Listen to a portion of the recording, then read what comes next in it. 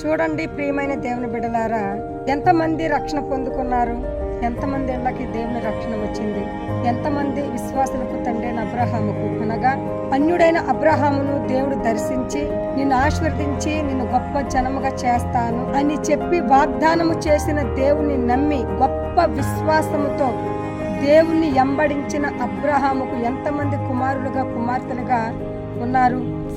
సంవత్సరాలు దేవుని మందిరానికి వెళుతూ ఉంటారు, దేవుని వాక్యం వింటూ ఉంటారు.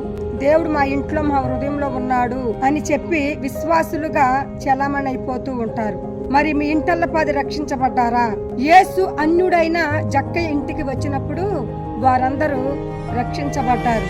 అప్పుడు యేసు జక్కయ్యను గూర్చి, ఇతడు అబ్రహాము కుమారుడే, ఇతడు అబ్రహాముకి వారసుడే అని, ఎందుకంటే నేడే ఇంటికి రక్షణ వచ్చి ఉన్నది అని ప్రభువైన యేసుక్రీస్తు జక్కయ్యను గూర్చి చెప్పాడు. మరి మీ ఇంటల్లపాది రక్షించబడ్డారు?